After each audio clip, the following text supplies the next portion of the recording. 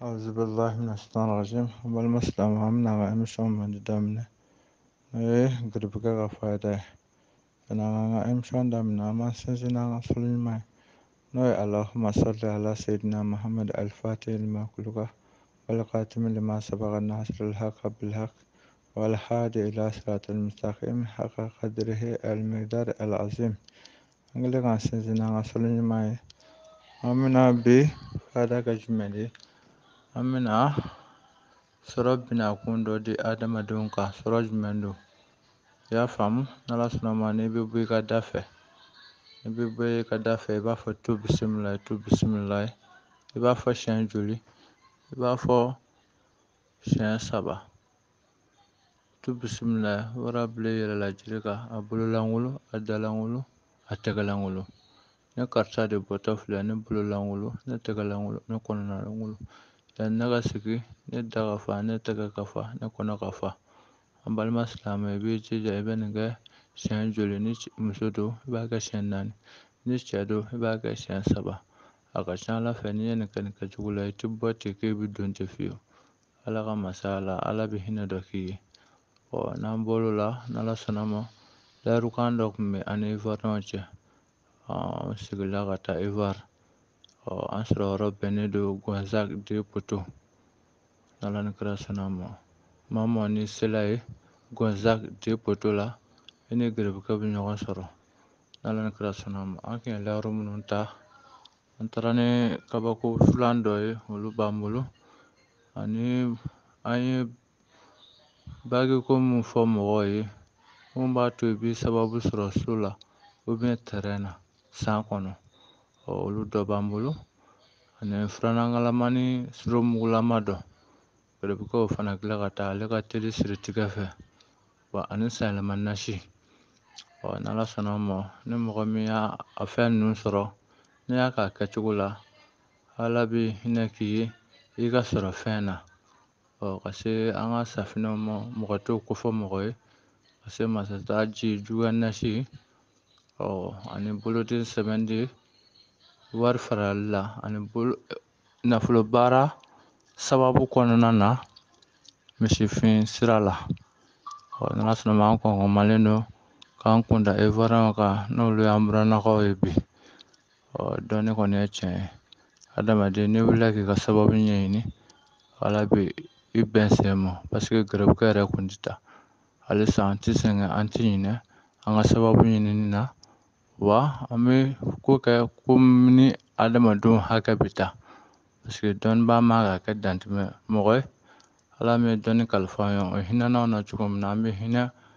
an duguma mɔgɔw la paseke diɲɛ ye yɛlɛma yɛlɛma de ye n'ala ye yɛlɛma d'i ma i fana ka yɛlɛma di mɔgɔw ma o b'a to ala bɛ barika don i ka ɲinifɛnw na toujours n b'o de fɔ adamaden hinɛ ka makari n'i magarila a ka ca ala fɛ ala fana bɛ bɔda d'i ma wa an ka baara in kɔni hukumu kɔnɔna na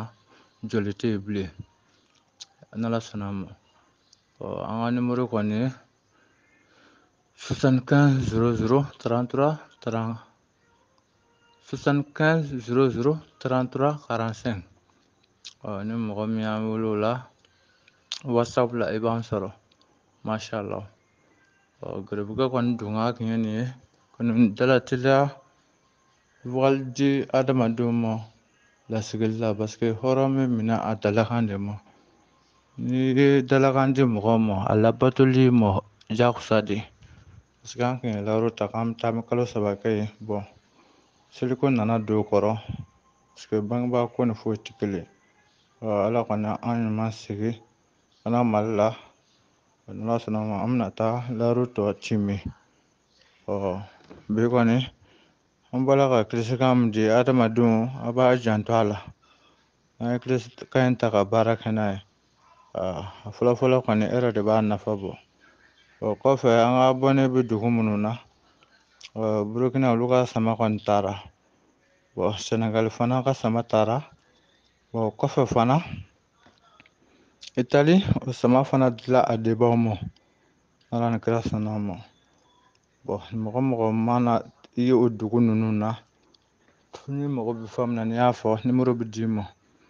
o bɛna di dala da min bɛ yen tɛna kɛ gɛlɛya ye voilà bon an ka Ivoire numéro o ye 00 225 05 46 38 36 à la fin 41. Un numéro 00225 05 46 38 36 à la fin 41. N'ala sɔnna ni mɔgɔ min ko n ko i bɛ gɛrɛsɛgɛ sɔrɔ. O kɔfɛ an bɛna bonyamasegin ni dugawudonkɛ sankura Ala ka hɛrɛma d'an ma, Ala ka kɔrɔta ni bonya d'an ma, Ala ka hinɛ sabati, Ala ka labanko ɲuman d'an ma. Nin ye gɛrɛsɛgɛ donkan ye ka da diɲɛ mɔgɔ bɛɛ kan n'Ala sɔnna ma. An komi Ivoiriyɛnw kan n'Ala ni kira sɔnna ma, n'Ala ma baasi kɛ lundi baara bɛ daminɛ. N ye yɔrɔ min fɔ Gonzague de Poto, numéro ninnu kɔni a bɛna kɛ fɛngɛ sanfɛ n'Ala ni kira sɔnna ma. Ni mɔgɔ min y'an wele numéro in na i ni gɛrɛsɛgɛ bɛ ɲɔgɔn sɔrɔ. Wassalamu alaikum.